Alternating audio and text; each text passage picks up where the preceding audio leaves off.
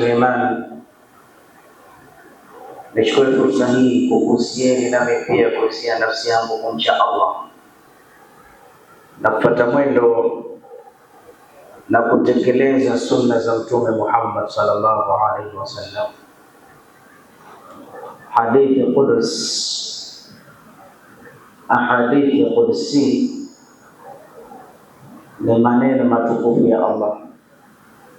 Anasema Allah, sabani bin Adama, ay shatamani binai Adama, an taqula ittakhadha ar-rahman walada. Sabani binai Adama, amenitukana mwanadamu, amevunja heshima yangu mwanadamu. Anayesema haya ni Mola ambaye rafa'a as-samaa bighairi amalin tarawnaha. Anayesema haya ni yule ambaye wa anna quwwata lillahi jami'a. Anayesema haya ni yule ambaye inna batsha rabbika la shadid innahu huwa yubdi wa yu'id. Anasema Mwenyezi Mungu mwenye uwezo, mwenye nguvu, mwenye ufalme, mwenye kuweza kila kitu na hashindi na chochote, bali fa'alu lima yurid, anafanya anayotaka kwa kudara yake. Sasa anasema binadamu dhaifu amethubutu kunitukana mimi. Chukua hali ya kawaida tu, una jamaa yako unawasimulia watu, ama fulani kanitukana, amenitukana sana mtu fulani. Ukisema hivyo utakuwa umehamaki. Unaonaje ukimtia mkononi? Unaweza ukamvunja mifupa. So amekutukana. Kutukana ni jambo baya. Mpaka Mtume sallallahu alaihi wasallam asema sibabu muslim fusuqun wa qitaluhu kufrun. Kumtukana Muislamu tu ala sabili mithal, mjinga we, basi Mtume anasema huo ni uovu mkubwa. Msitukanane, na mkaanza kupigana ni ukafiri. Na si unajua al-kafir amaluhu mardud, alokuwa kafiri matendo yake yote ni habaan manthura, fala nuqimu lahum yawma al-qiyamati wazna, hata kwenye mzani hawatopimwa matendo yao. Mtu kafiri lau anfaqa min al-ardi dhahaban liwujuhi al-khair fahuwa rad, atasaddaq, ajaze nchi nzima dhahabu, lakini anataka thawabu, basi hata ule mguu wa mdudu chungu halipwi, kwa sababu inna dina inda Allahi al-Islam. Mtu kuwa Muislamu ni neema kubwa, lakini fadhila ya Mwenyezi Mungu. Hadithi nyingine Mtume sallallahu alaihi wasallam, tusiwavunje moyo wasiokuwa Waislamu ili wasifanye kheri. Anasema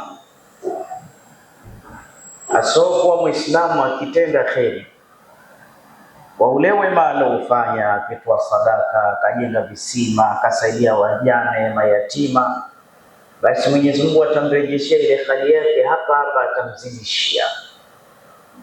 Kwa hiyo asiokuwa Muislamu, asiokuwa na dini, mpagani, akifanya wema asirudi nyuma, azidi kufanya, Mwenyezi Mungu atamzidishia.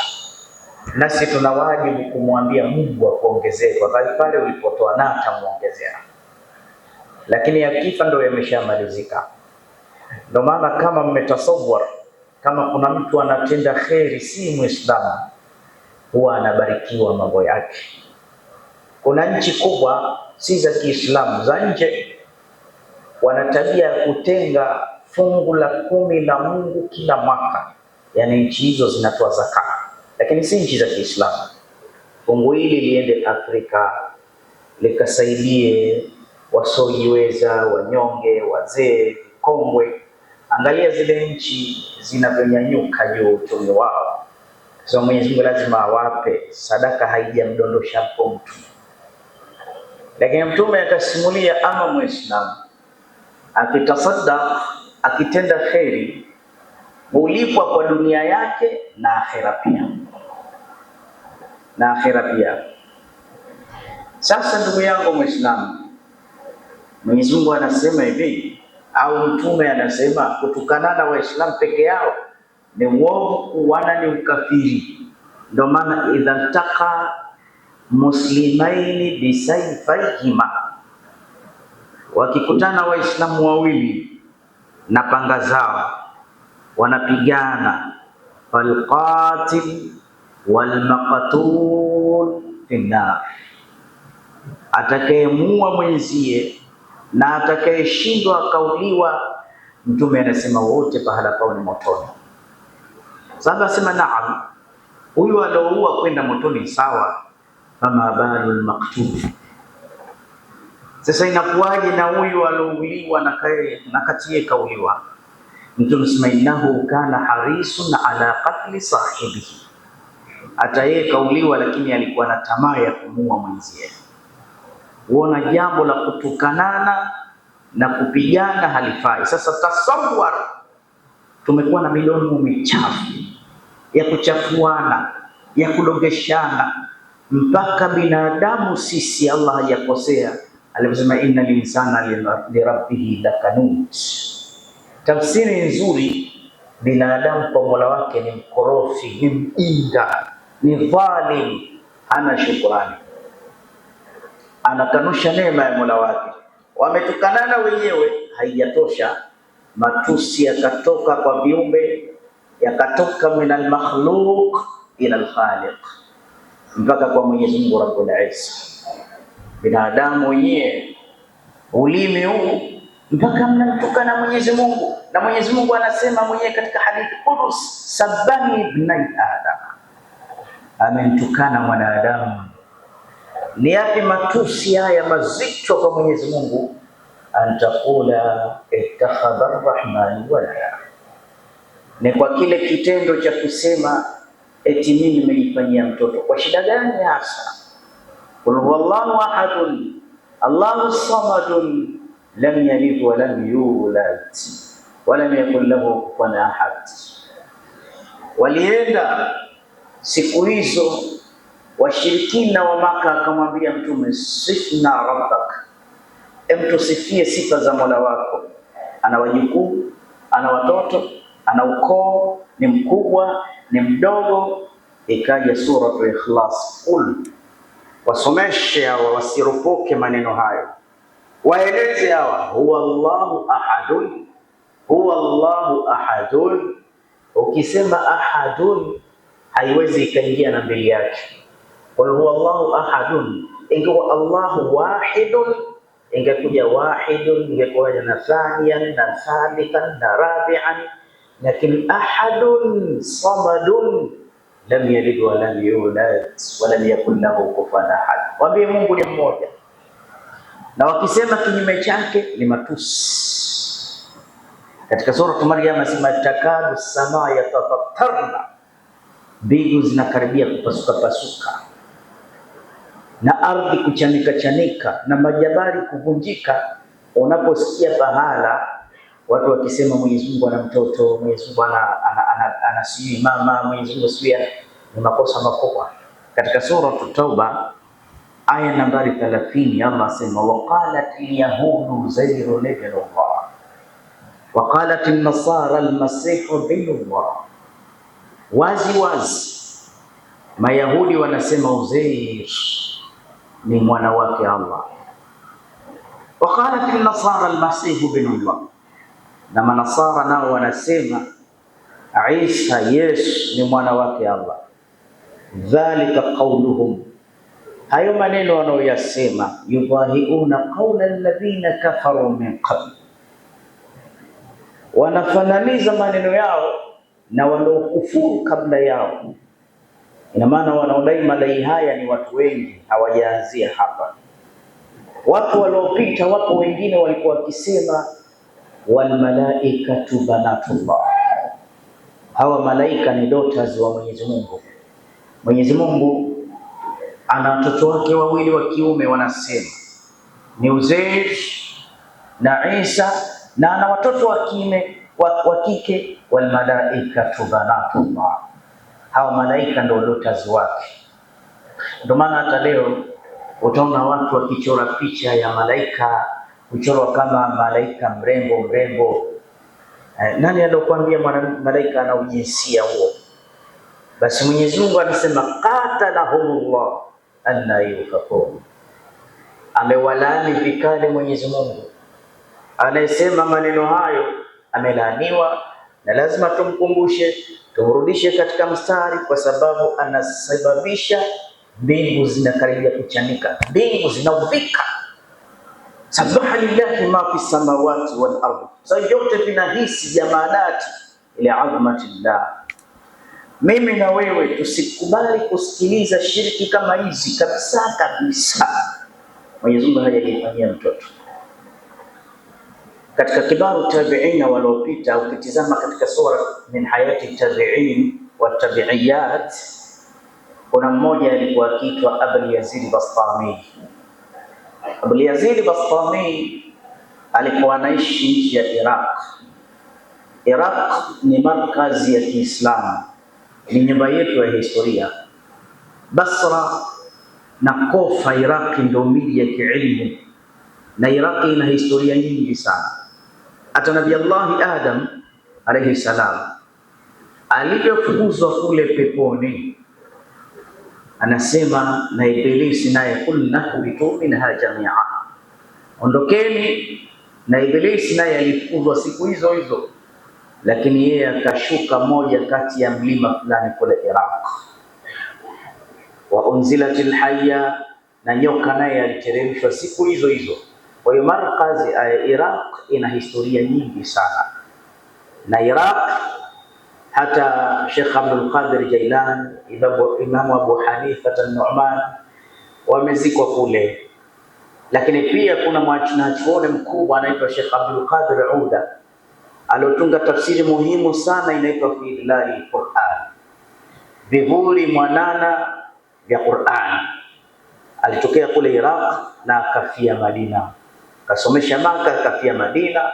Na mwanachuoni huyu ni yule mwanachuoni ambaye alikamatwa akaingizwa gerezani miaka mingi, akawa anafanywa istihza na wale watu ambao wanasema Allah kajifanyia mtoto. Yeye alikuwa akipinga Sheikh Abdul Qadir Uda tauhid. Yuhannas wahidullah fa inna tauhid ay fa inna tawahid rasu ta'at, tauhidi ndio jambo kubwa, na kila Muislamu aitambue tauhid bi akmalihi, kwa furuati, kwa matawi yake yote, awe mtu wa tauhidi mwenye kumpwekesha Allah. Na kama mtu ilmu ya tauhidi kwake ni ndogo, ana upungufu wa silaha kubwa za kumtambua Mwenyezi Mungu Subhanahu wa Ta'ala. Sasa Sheikh Abdul Qadir Uda Iraki pale alikamatwa kutangaza masuala ya tauhidi, akaingizwa gerezani.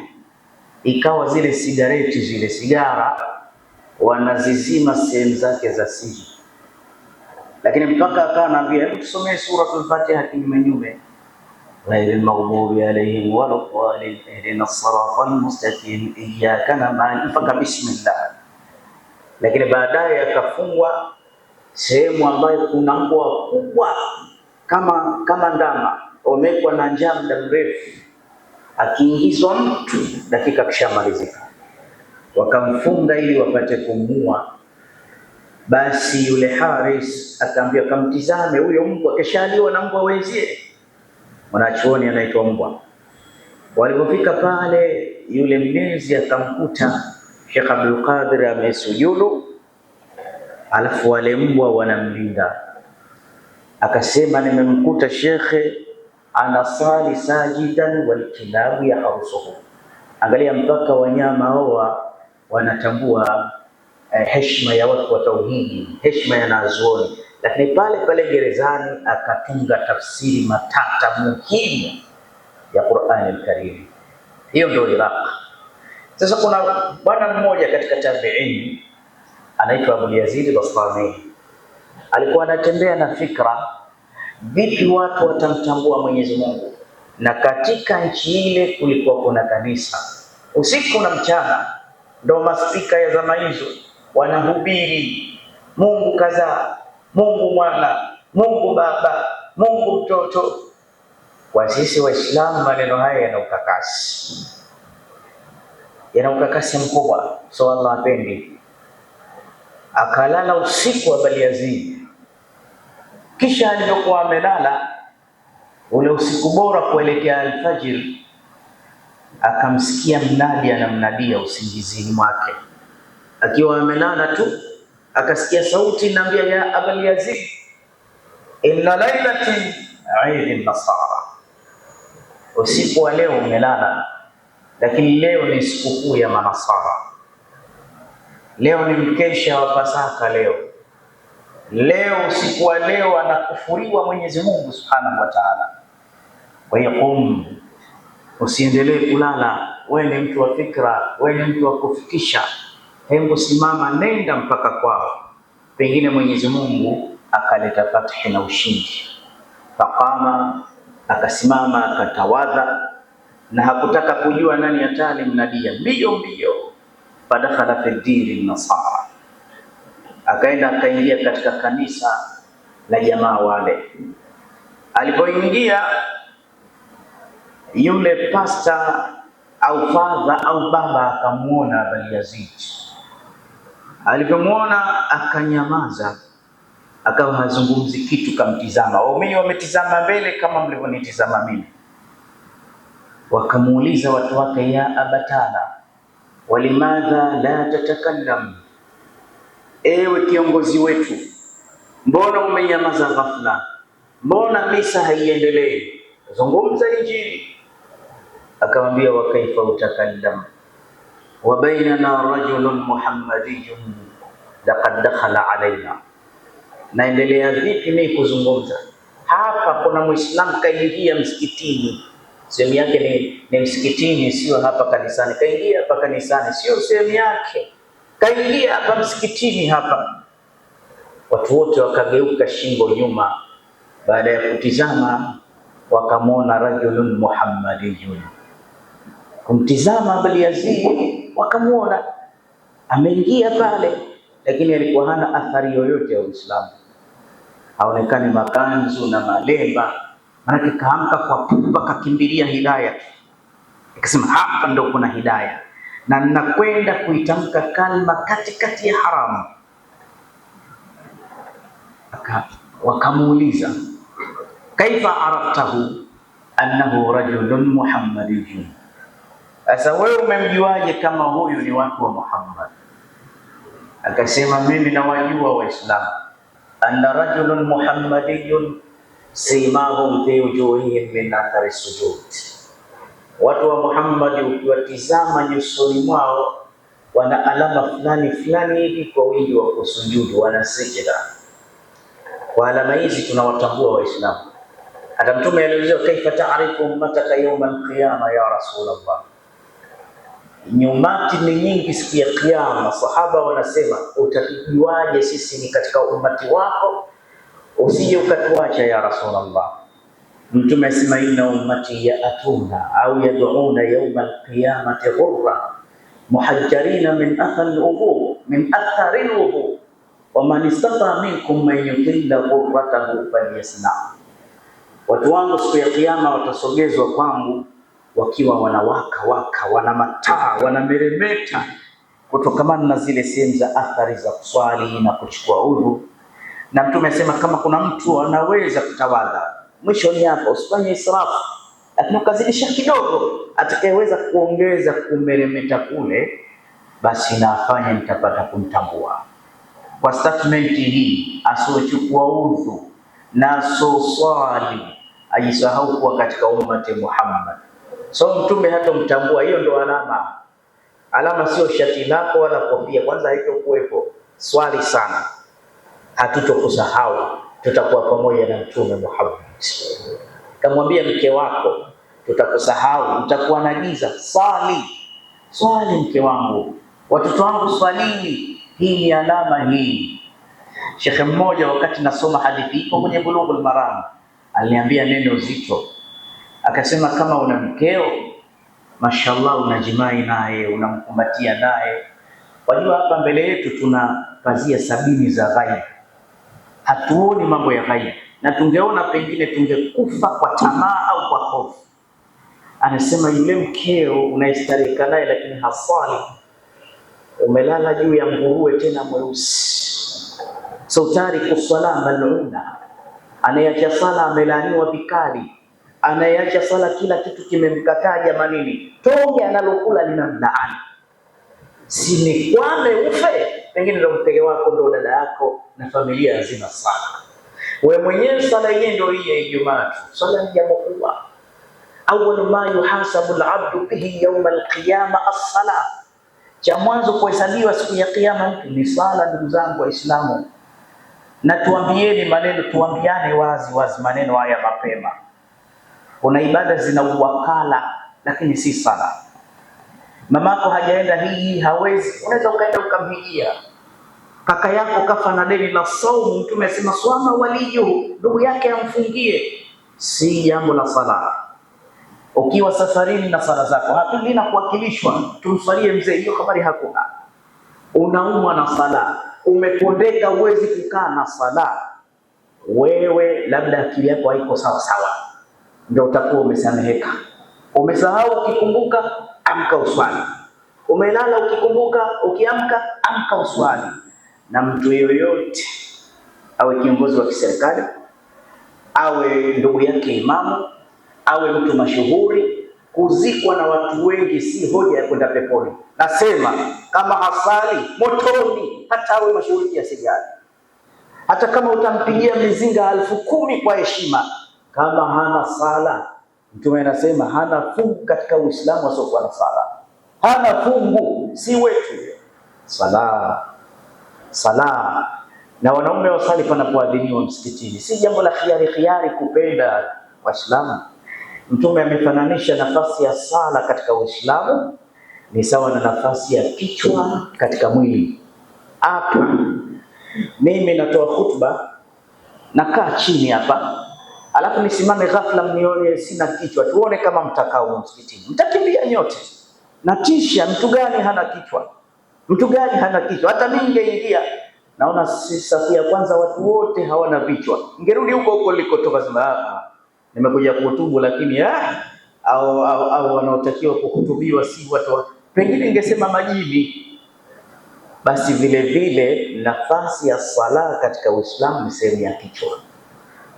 Abu Yazid akatambulika kwa athari ya sala. Kisha yule pastor au yule father akamwambia, ya Abu Yazid, ukhruj min huna, tunakuomba utoke, tunaendelea na ibada. Abu Yazid akasema, wallahi lan akhruja hatta yahkum Allahu baini wa bainakum wa huwa ahkamul hakimin. Mimi hapa sitoki mpaka Mwenyezi Mungu ahukumu, aamue ima mimi au nyie, na yeye ndio mbora wa kuhakimu. Hizi nguvu umezitoa wapi wewe? Umezitoa wapi? Anasema anna quwwati rusul ma'al mursil, nguvu siku zote ya anayetumwa inashikamana alomtuma nani. Anaweza akaingia polisi mmoja hapa akamkamata imamu akamtia kofi, hapo yote mmetizama. Si kwamba ana nguvu hatuwezi kumshinda, nyuma kuna dola inamwakilisha. Sasa hao waja wema walikuwa haogopi, kwa sababu walikuwa wanasema nahnu qaumun ibta'athana Allah, sisi ni watu ambao Mwenyezi Mungu katutuma, tuna nguvu yake Allah, na hii ni nguvu kubwa mno. Idha urifa sababu batala la ajab, ikijulikana sababu nini, ajabu hakuna. Mbona ameingia kwa vishindo? Nyuma yake kuna Allah. Sisi dhaifu kwa sababu laqad nasina quwwatu rabbaniya, tumesahau nguvu za Mola wetu ambazo ndio nguvu za sisi Waislamu. Leo Muislamu anashikwa shati hivi, tena ndio imamu. Enzi hizo Muislamu akimnyoshia mtu kidole anakufa hapo hapo. Nyuma alikuwepo Allah. Sasa hivi dhaifu, na huu dhaifu umetokea wapi? Hubu dunia wa karahiyatul mauti, kupenda sana dunia, kupenda kiasi na kuchukia kufa. Dunia mpaka msikitini, imamu kangania msikitini miaka 20 haondoki hapo kwa sababu dunia tu. Unakaa msikitini kwa maslahi ya umma, hakuna nafasi ya dunia hapo. Asema sitoki. Wakamwangalia mchungaji wao, mbona anakuwa exchange na mtu mmoja, naye akatafuta njia ya kumuua. Akamwambia basi sawa, sanuwajihi ilaika asila, sisi tutakuletea maswali yetu, fa inna jabta laha, ukiajibu salamta, umepata usalama, wa illa ukishindwa swali moja tu, takhruju baina aidina mahamudan qatila, tutakutoa tukiwa tumekukata vinyama vipande vipande. Man huwa alwahidu alladhi la thaniya, ni upi mmoja asiokuwa na pili yake?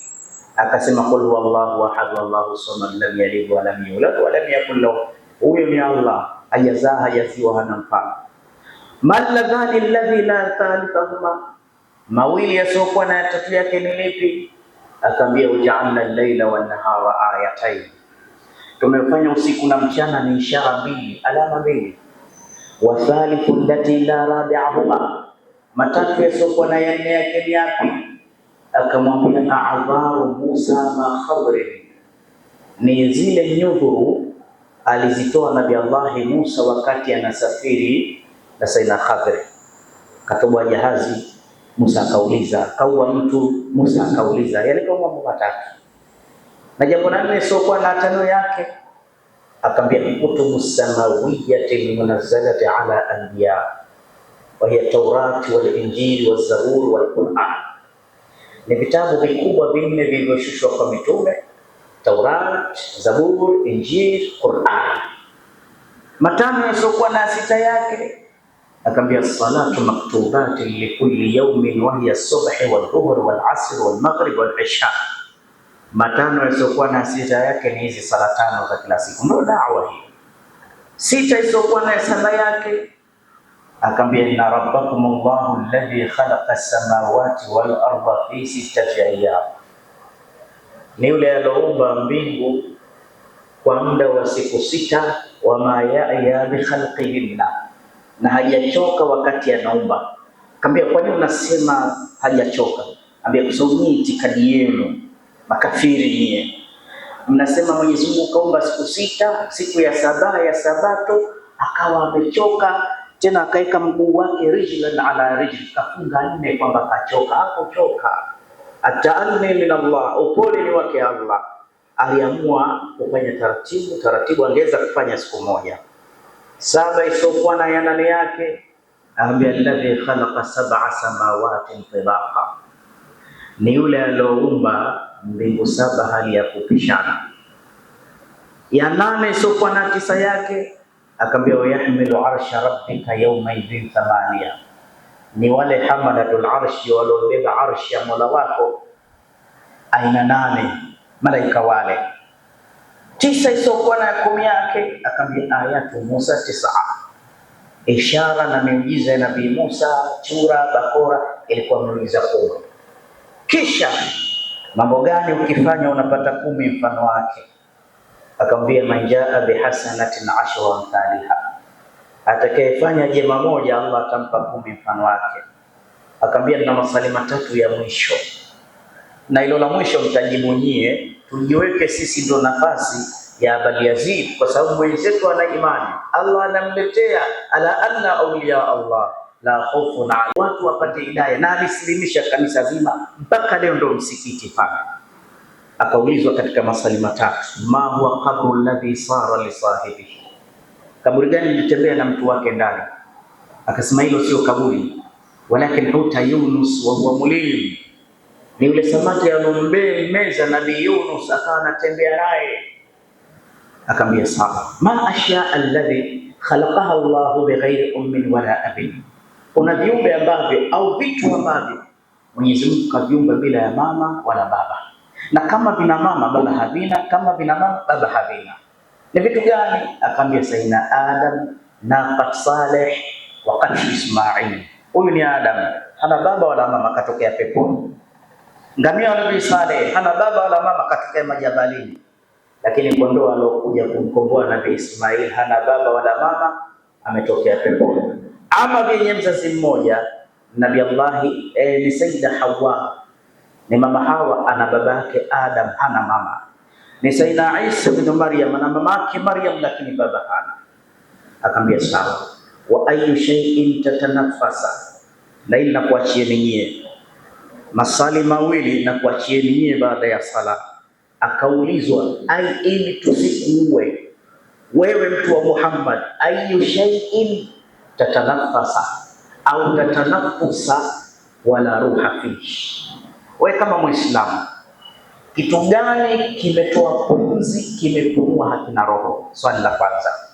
Swali la pili, ma hiya shajara? Kuna mti mkubwa, hadhihi shajara, huu mti mkubwa una matawi 12 na kila tawi moja lina majani 30 na kila jani moja lina matunda 5 na yale matunda yankasimu ila qismain, yamegawanyika makundi mawili, thalathatu fi dhilli wa thani fi shams. Matunda 3 yapo kivulini, 2 yapo juani. Tueleze tusikuue. Tunavyoamini sisi Waislamu, wana ilmu inaitwa suratul ijaba. Waislamu wote wanajibu haraka, ni watu wa elimu. Tujiweke sehemu ya Abu Yazid, alijibu nini? Njoo pamoja na mimi baada ya sala tuangalie tungetoka salama au na sisi tungeweza kuuliwa salama. Lakini kwa kifupi, alijibu maswali hayo, tutajua baadaye, na akaadhini mwenyewe, akakimu mwenyewe, akawasalisha watu salatul fajr. Huu ndio Uislamu wa enzi hizo. Faqala azza min qailin alim fa idha qara'ta al-Qur'an fasta'idh billahi minash shaitanir rajim. أعوذ بالله من الشيطان الرجيم والذين جاهدوا فينا لنهدينهم سبلنا وإن الله لمع المحسنين.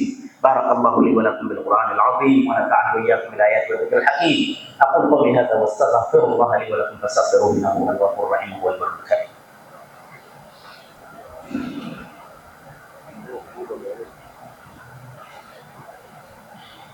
الحمد لله حمدا كثيرا كما أمر، وأشهد أن لا إله إلا الله وحده لا شريك له إرغاما لمن جاد به وكفر، وأشهد أن سيدنا ونبينا مولانا محمد وعلى آله وأصحابه المصابيح الغرر. عباد الله اتقوا الله من سماء اللغو وفضول الخبر وانتهوا عما نهاكم عنه وزجر، واعلموا أن الله أمركم بأمر بدا فيه ونفسه وثنى بملائكته المسبحات وقدسه وثلث بكم أيها المؤمنون من برية جنه وإنسه، فقال تعالى مخبرا وآمرا إن الله وملائكته يصلون على النبي يا أيها الذين آمنوا صلوا عليه وسلموا تسليما. اللهم صل على نبي الرحمة وشافع الأمة عدد ما أحاط به علمك وصاه كتابك وضمه، وعلى آله ومن نصره في كل مهمة، خصوصا منهم بناصر الأريق أمير المؤمنين سيدنا أبي بكر الصديق، وعلى الزاهد النواب الناطق بالصواب أمير المؤمنين سيدنا أبي حفص عمر بن الخطاب، وعلى جامع القرآن من استحيا منهم ملائكة الرحمن منهي الليالي بتلاوة الكتاب أمير المؤمنين سيدنا عثمان بن عفان، وعلى أسد الله غالب إمام المشارق والمغارب أمير المؤمنين سيدنا علي بن أبي طالب، وعلى ولديه سيدين أبي محمد بن حسن وأبي عبد الله الحسين، وعلى أمهما الزهراء البتول، وعلى عميه المعظمين عند الله والناس المطهرين من الدنس والأرجاس، أبي عمارة الهمزة وأبي الفضل العباس، وعلى بقية العشرة المبشرة الذين بايعوا تحت الشجرة، طلحة الفياس والحواري الزبير وسعد الهدى وسعيد الخير وعبد الرحمن زكي شاكر، وأبي عبيدة الزاهر رضوان الله تعالى عليهم أجمعين إلى يوم الدين.